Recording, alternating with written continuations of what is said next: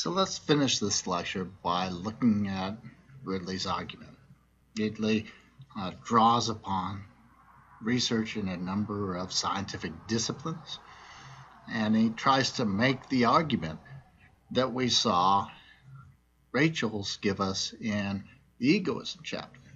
This idea that a rational egoist, that is someone who's trying to maximize their own subjective utility, is going to end up engaging in the sorts of behaviors that we associate in our common sense with ethical duties.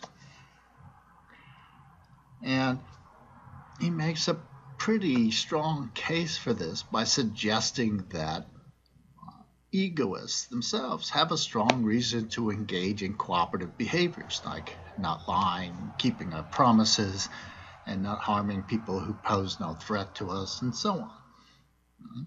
And so what we want to do when we look at this is ask ourselves, okay, does Ridley really make the case that these sort of virtuous behaviors, remember the name of the book is called The Origin of Virtue, do these seemingly cooperative or socially proactive behaviors result consistently and reliably from subjective motivations?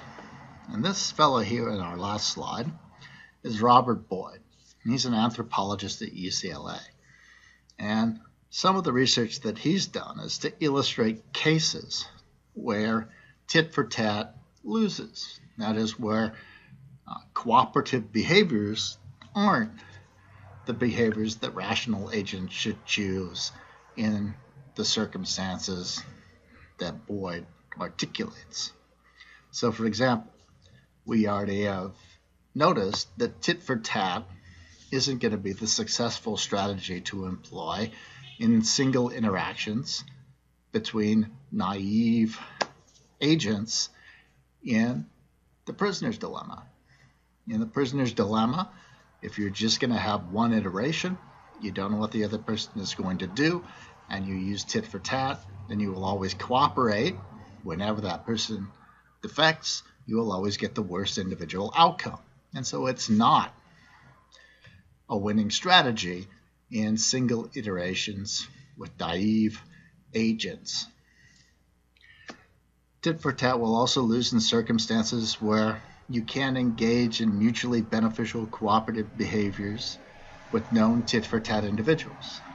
So if you live in a society that's large enough and diverse enough that you regularly interact with people with whom you have no past history with, so that you can identify them as potential cooperators, then tit for tat isn't necessarily a good strategy.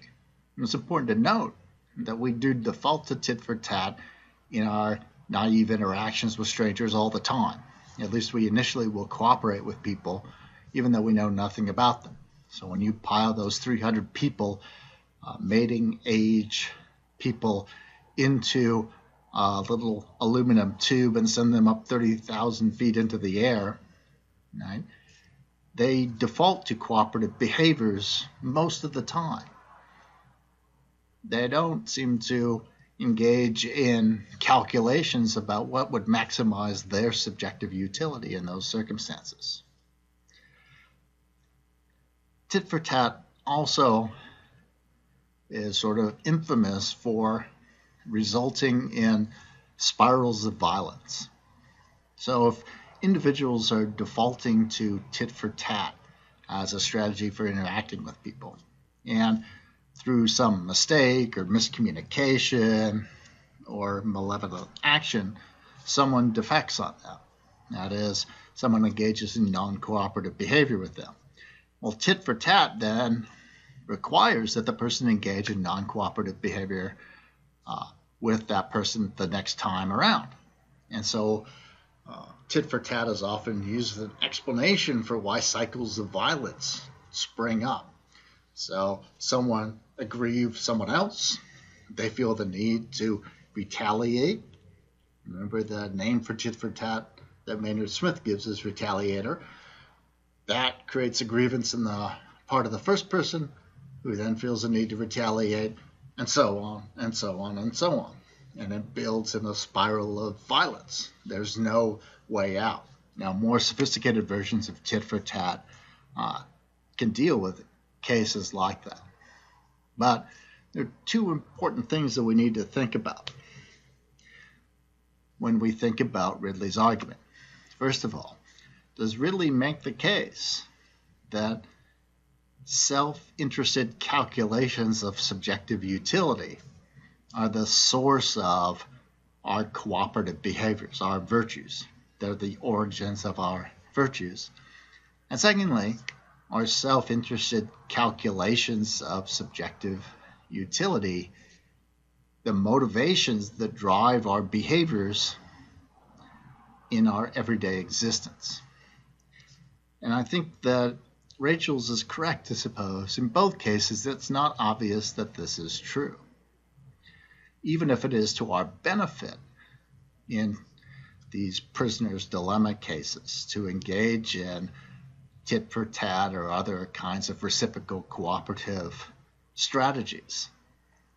That doesn't necessarily mean that that's how these strategies evolved. It might be why these strategies have been selected for by evolution, but as we've seen, evolution hasn't produced tons and tons of these strategies in the animal kingdom. And human beings are extremely adaptable in their behavior in ways that aren't evolutionarily determined. And so human beings seem much less likely to have evolved cooperative strategies that are rigid and unresponsive to the environment than, say, fish. Likewise, when we think about our motivations for our actions, when those 300 people pile in to that aluminum tube, we have to ask ourselves, are they behaving in the way that they are because they've done some subjective utility calculations and they've determined that this will maximize their subjective utility? Or are they behaving in that way without really doing those calculations, by habit, or because they naturally cooperate with each other unless problems arise? What are their motivations? Now, I'm not trying to give you answers for this. I'm asking you to consider whether or not Ridley has made his case, a case that suggests that cooperative behaviors originated from self-interest, and that our behaviors, when they are cooperative, are motivated by self-interest. Rachel's argues to the contrary, and I think there's something to be said for that. Another example that we might consider with this is the argument from self-interest that you should never vote in elections. Now, lots of people consider voting a civic duty, a moral or ethical responsibility as a member of a particular society, at least democratic societies. But if you're doing the subjective calculations and you're a rational egoist, the argument really seems to suggest that you shouldn't bother to vote. And here's how this argument goes. When you vote, there's a certain cost. Hopefully you do a little research on the candidates, determine their experience, their policy positions, their ideological orientations, things of that nature. You take the time to go to a polling place. Maybe you take off early from work, things like that. Those are all costs for voting. Those are all in the debit side. Then you ask yourself, okay, what's the benefit side? Well, you might think it's that you get the candidate that you want. But when you're calculating subjective utility, really your vote is extremely unlikely to determine who gets elected. There are very, very few elections that are won or lost by a single vote. And so if you're looking at your specific choice, just you in isolation, and you ask yourself, okay, My vote, is that going to be the thing that determines a positive, highly valued outcome? Probably not. Whatever my values, my vote is unlikely to achieve those values in isolation. Is my engaging in voting going to cost me? Definitely so. It'll cost me in time and effort, possibly monetary costs as well. So, from a subjective perspective, as a rational egoist, the rational thing to do seems to be not to vote. Other people will vote. The election will be decided by more than one vote. Your vote's not going to matter. It costs you to vote. Maybe you should get some subjective utility by cracking open a beer and watching some TV instead of spending some subjective utility on an activity that's unlikely to affect the outcome. And so when we think about calculations that one might make as a rational egoist, right, a lot of things that look like they're necessary for the functioning of society aren't choices that individuals would make based on calculations of their subjective utility. And so when you think about how persuasive Ridley is, consider cases like that.